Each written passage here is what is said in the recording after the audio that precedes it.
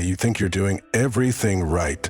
You read the books, you work hard, you set goals, manifest, visualize, you even whisper your affirmations in the mirror before sunrise, but somehow you're still stuck. Money slips through your fingers like water.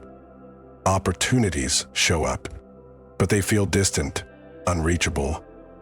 You know you're capable of more, yet something invisible keeps pulling you back. And it's not laziness, it's not ignorance. It's not because you don't want it badly enough. In fact, you've wanted it for so long that the wanting has begun to ache. Now stop. Ask yourself this. What if the very mindset you believe will set you free is the thing keeping you trapped? Not the mindset of a failure, but the mindset of a survivor. The mindset of someone who learned early to be careful, to not ask for too much, to not be greedy, to prove your worth through sacrifice, to fear loss more than you trust abundance. This is the trap no one talks about. Your nervous system can crave safety more than it craves freedom. Your mind can reject wealth not because it doesn't want it, but because it doesn't know what to do with it. Because somewhere deep inside, money was never neutral. It was loaded with meaning, with shame, with danger. Maybe you grew up hearing, money doesn't grow on trees, or watching your parents fight every time a bill came in. Maybe wealth was associated with selfishness, or distance, or corruption. And so, without realizing it, your mind formed a contract. To be good, I must not want too much. To stay safe, I must stay small. These contracts don't scream, they whisper. They live not in your conscious affirmations, but in your reflexes. The guilt you feel when you receive, the discomfort that arises when something comes easily, the instant urge to give it all away, to prove you're still humble. You call it discipline, but it's fear in disguise. You call it minimalism, but it's scarcity romanticized. You call it being responsible, but it's often a refusal to dream. So you stay in patterns that feel familiar, even if they drain you, even if they hurt, even if they hurt, even if they contradict everything you say you want. Because the mind doesn't follow what's true, it follows what's familiar. And if lack, struggle, and proving are what you've always known, then abundance will feel unsafe, unfamiliar, even wrong. And here's the cruel paradox. The longer you live in this contradiction, the more you believe it's reality. You start thinking maybe you're just bad with money. Maybe you're not meant for wealth. Maybe you're not wired for abundance. But none of that is true. The truth is simpler, more painful, more liberating. Your mindset isn't broken. It's outdated. It was built for a world that no longer exists. It was shaped by people who were doing the best they could, but were still afraid. And now, it's your job to rewrite the contract, but not just intellectually, not just by repeating new mantras. This shift requires something deeper, a return to the beliefs that formed when you were still learning what the world expects of you, to the emotions you suppressed every time you were told you were too much or not enough, to the parts of you that still believe self-worth must be earned through suffering. Because here's the truth no one will say out loud. Until your subconscious feels safe with wealth, you will subconsciously repel it. So this isn't just about money. It's about the unspoken agreements you've made with life, about what you think you deserve, what you believe is possible, and what your nervous system is actually prepared to receive. You can't just override these patterns. You must understand them, unpack them, rebuild from within. And it begins with a question no budgeting app or financial planner will ever ask. What is the emotional cost of staying small? And what happens when you finally stop apologizing for wanting more? We're not here to talk about hustle. We're here to talk about healing. Because until you heal your relationship with worth, no amount of strategy will ever feel like enough. And until you wake up to the deeper reason behind your financial self-sabotage, you'll keep calling it fate. When really, it's fear. Let's go deeper. It's easy to believe that money problems come from the outside. Not enough income, too many expenses, bad luck, a broken system. And while all of that may be true on the surface, is something deeper, something invisible, driving your financial reality. The mind does not create wealth. The identity behind the mind does. That identity, the story you tell yourself about who you are and what you're worth, is often shaped long before you even touch money. And for many people, that story is one of self-denial, guilt, and inherited fear. So let's go back. You were not born believing that wealth is wrong. You didn't arrive into the world feeling guilty for wanting more. You learned that carefully, quietly, through thousands of unspoken cues. You saw adults argue over bills. You watched your parents put everyone's needs before their own. You heard things like, "We can't afford that. Money changes people. People like us don't live like that." These weren't just passing comments. They were lessons, programs, and, like any good student, you absorbed them. Because your survival depended on it, Carl Jung said, "Until you make the unconscious conscious, it will direct your life, and you will call it fate." And that's what happens here. You begin to call your money struggle fate. But it's not fate. It's programming, not just about money, but about worthiness. Because that's what this is really about. Do you believe you are worthy of having more without sacrificing everything that makes you good? It's a spiritual question hiding behind financial language. You think you're afraid of being poor, but what if you're just as afraid of what wealth might reveal? What if having more meant being seen, being envied, being resented? What if earning more meant becoming someone your family no longer relates to? What if breaking the cycle meant facing the guilt of succeeding where others didn't? These are the hidden contracts we carry. You learn to shrink your desires to avoid standing out. You learn to accept just enough so you don't betray your tribe. You learn to overgive, overwork, over-justify every ounce of success. This isn't a financial block. This is a trauma response. Gabor Mate speaks of this often. How the nervous system adapts not just to external danger, but to internalized beliefs about what is safe, acceptable, or lovable. And for many people, abundance doesn't feel safe, not because of logic, but because of emotion, because of buried memories, because of generations of survival mode thinking passed down like heirlooms. You were taught to survive, not to thrive, to be grateful for scraps, to expect struggle, to believe that working hard, not receiving with ease, is the only moral path. And this belief system, it's spiritual. It's almost religious in its tone. Sacrifice is good, comfort is selfish, wanting more is dangerous. But let's ask something deeper. What if having more doesn't corrupt you, but reveals you?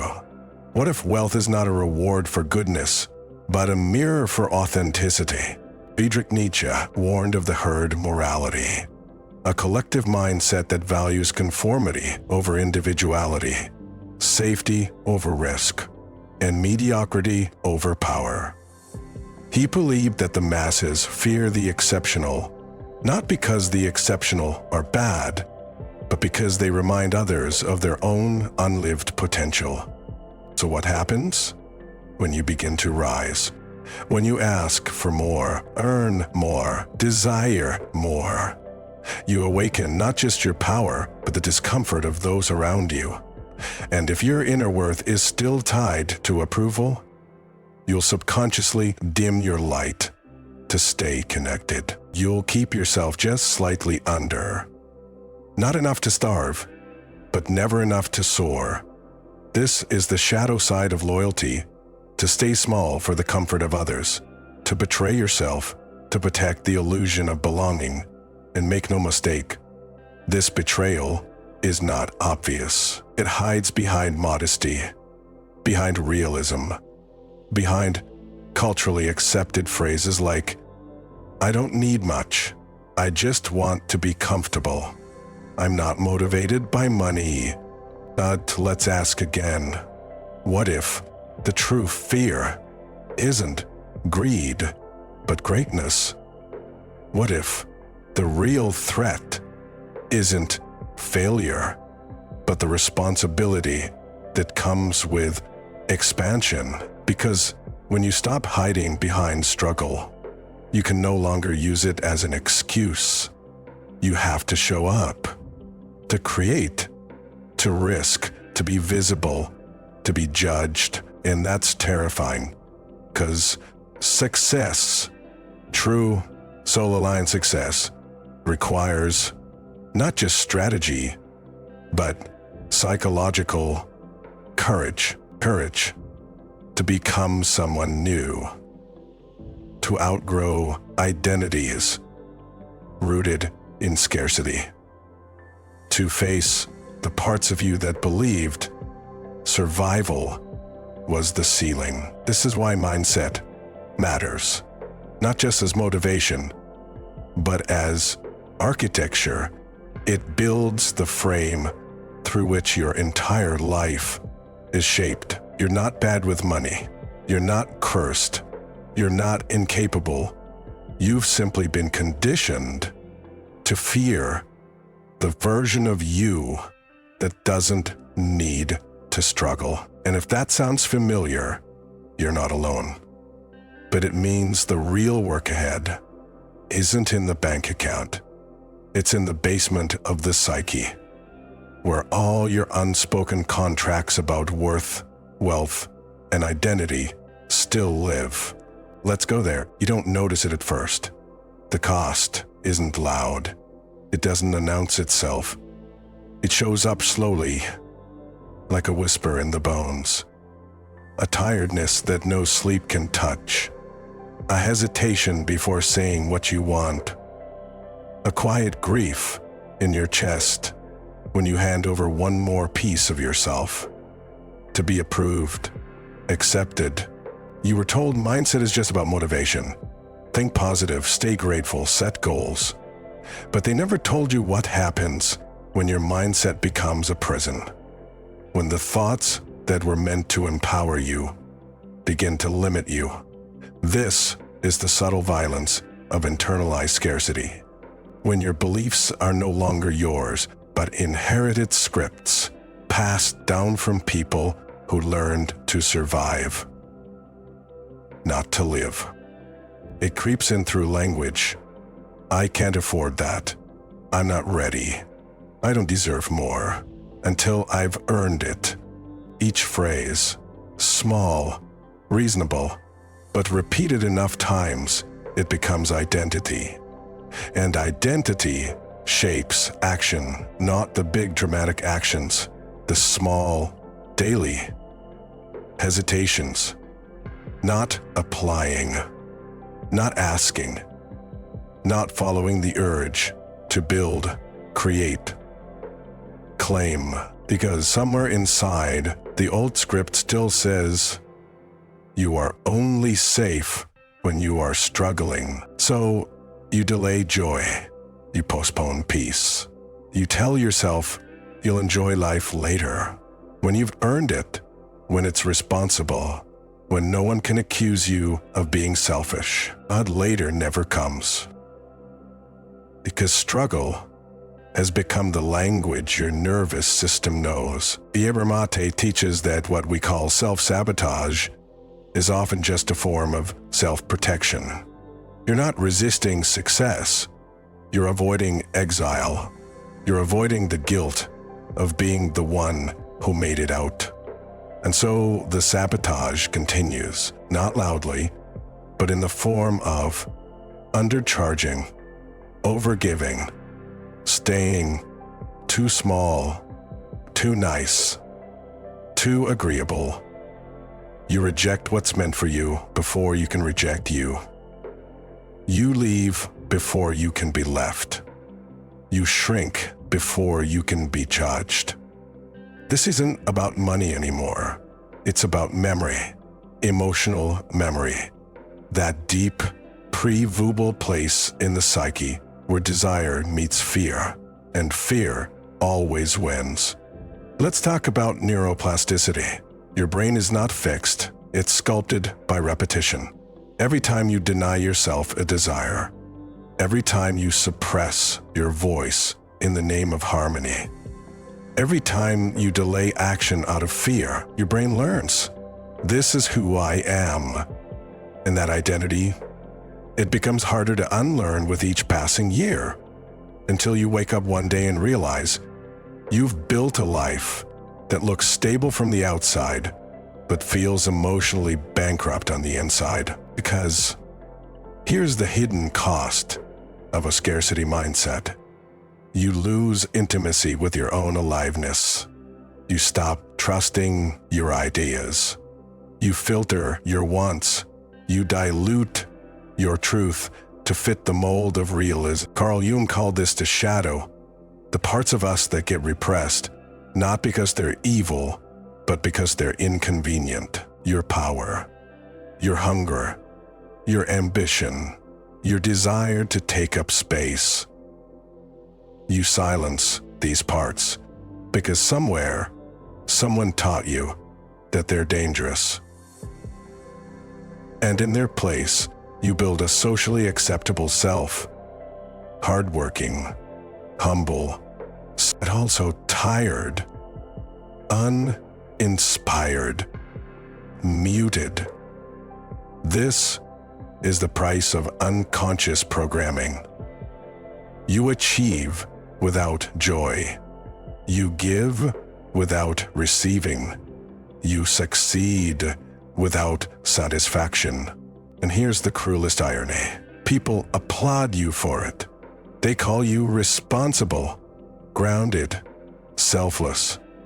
But inside, you know something is off. Not broken, just missing. And that's where the real consequences begin. Emotional dysregulation, burnout that rest can't fix, apathy in relationships, a quiet panic that says, is this all there is? Arthur Schopenhauer believed that desire is suffering, that to want is to ache. But he never lived in a world where not wanting has become the gold standard of virtue. Because now, we're not just afraid to want, we're ashamed of it. We label it greed. We dismiss it as ego. We tell ourselves that contentment means settling for less than we need. But desire is not the enemy.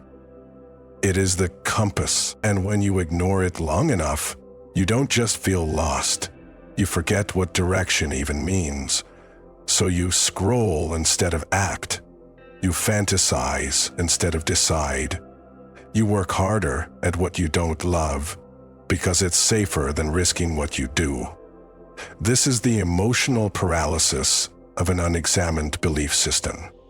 Not because you're lazy, but because your nervous system is exhausted from carrying contradictions. You want more, but fear having it. You crave freedom, but cling to rules.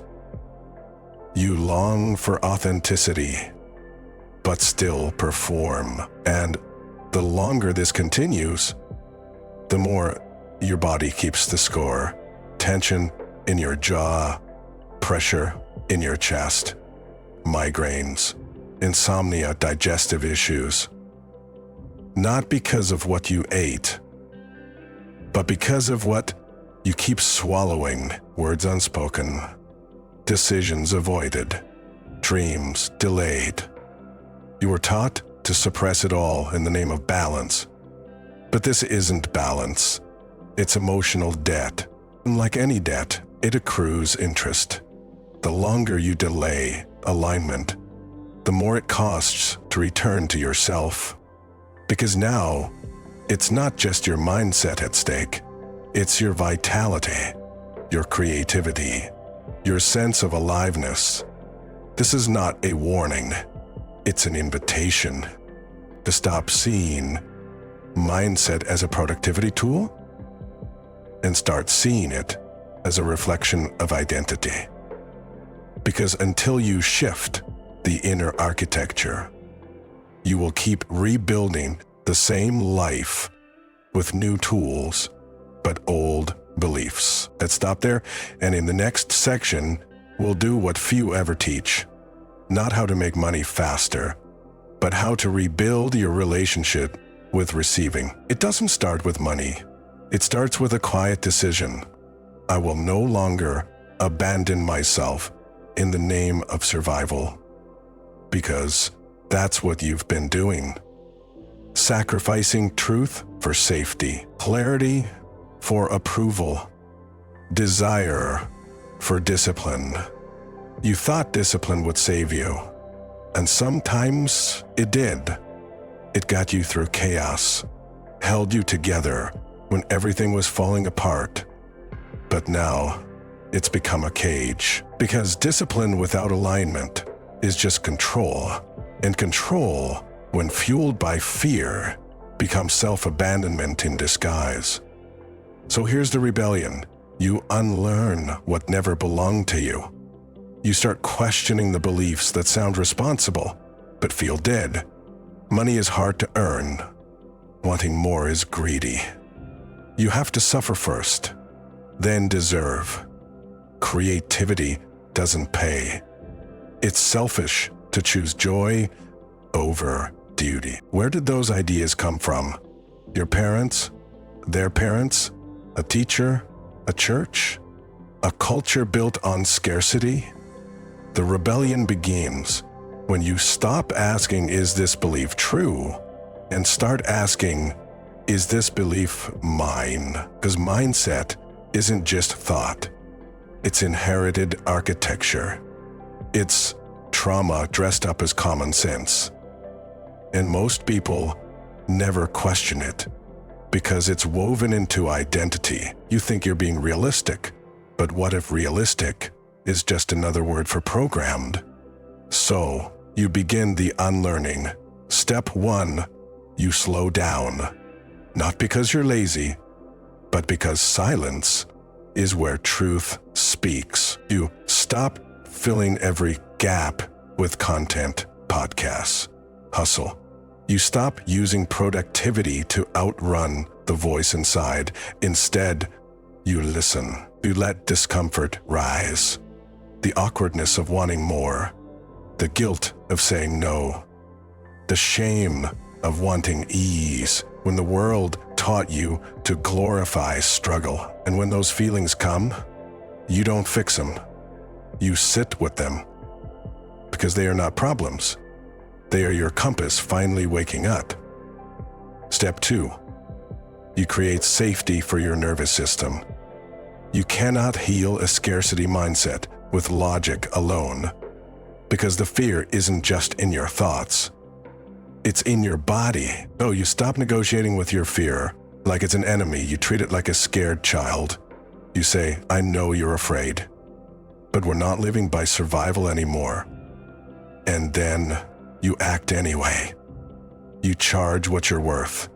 You rest even when it feels indulgent. You speak the truth even when your voice trembles. You create from joy, not just strategy. Step 3. You reclaim your identity. You are not your trauma. You are not your performance. You are not your ability to grind. You are the one choosing. So, choose again. Choose beliefs that reflect your wholeness, not your fear, not your past. You don't need to earn worthiness. You were born with it. You don't need to be punished before you can feel peace. You don't need to be burned out to deserve rest. This is the most radical idea of all. What if healing isn't about fixing what's broken, but remembering what's already whole? Because it is. That version of you that believed before the world made you doubt, it's still there. Not gone, just buried. You don't need more information. You need reconnection. Reconnection with self, trust, with intuition, with the ancient part of you that knows when something feels off, even when it looks good on paper.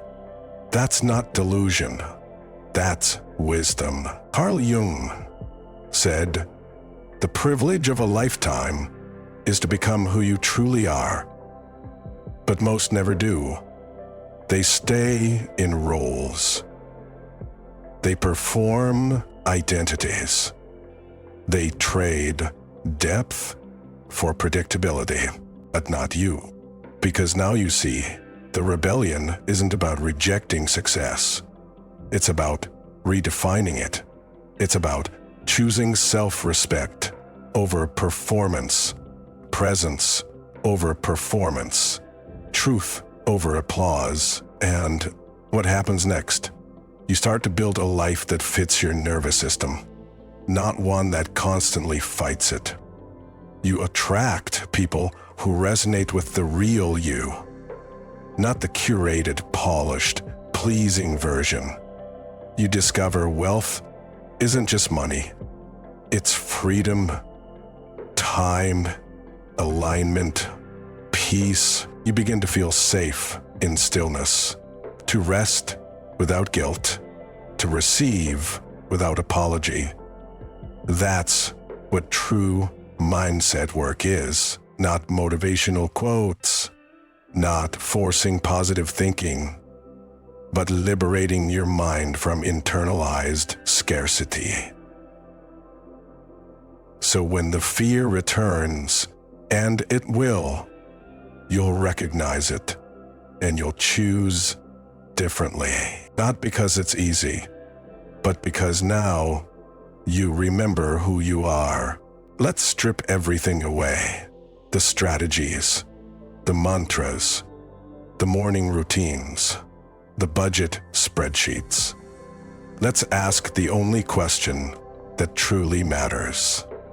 What do you believe you are worth when no one is watching? This is where all mindset work begins and ends. Not with tools or tactics, but with truth. Because if your nervous system has been trained to associate money with fear, with guilt, with danger, with shame, then all your productivity, all your knowledge, all your hustle will still leave you tired, still leave you scared, still leave you stuck. You cannot build abundance on a foundation of unworthiness. You cannot create expansion from a mind ruled by contraction. And here's the harshest truth of all. You think it's about money, but it's not. It's about permission. You're waiting for someone to tell you you're allowed to have more. You're allowed to want what you want. You're allowed to stop struggling, but no one will. Because the voice you're waiting to hear, it's your own. The most dangerous belief you were ever taught was not that money is scarce. It's that your worth is conditional on performance, on productivity, on how well you play the game. That's why you sabotage. That's why you overwork. That's why you delay peace until the next milestone. You think you need to prove yourself to deserve ease, to earn joy, to buy back your time. But that's not how freedom works. Freedom begins when you stop negotiating with your own value. And that means this: you must be willing to disappoint the world before you betray yourself again. It means walking away from roles that made you feel needed but not seen. It means releasing guilt around having more, earning more, choosing more. It means holding wealth not as a status, but as a mirror. Because money, at its core, is neutral. It reflects who you are beneath the mask. If you feel broken, money will amplify your fear. If you feel whole, it will amplify your impact. That's the final realization. Wealth is not a destination. It's a reflection of your clarity, of your beliefs, of your boundaries. Want to earn more? Stop asking how to manifest it. Start asking, what inside me believes I can't hold it? What part of me still thinks I need to suffer to deserve it? What identity have I clung to that keeps me small? Because small feels safe. Because if you want a new reality, you don't just change your actions. You change what you believe is possible for someone like you. That's where the transformation happens. Not when you get the raise, not when you scale the business, but when you realize, I don't have to apologize for wanting more. Not more in a greedy sense, more aliveness, more joy, more alignment, more rest, more power that doesn't demand performance. And yes, it will feel like rebellion, because we were taught to be humble, but never whole. Taught to be grateful, but never free. Taught to be good, but never grounded in our own worth. But now you see the game, and once you see it, you can't unsee it. So, what's next? You stop playing by rules written in fear. You stop measuring success by exhaustion. You stop chasing someone else's version of enough, and you start asking the real questions. What does freedom feel like in my body? What does abundance mean to my soul? What does enough look like when I stop outsourcing the answer? You start creating from power, not pressure. You start receiving without guilt.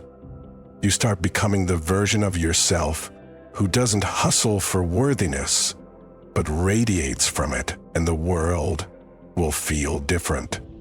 Not because it changed, but because you did. This is the truth you were never told.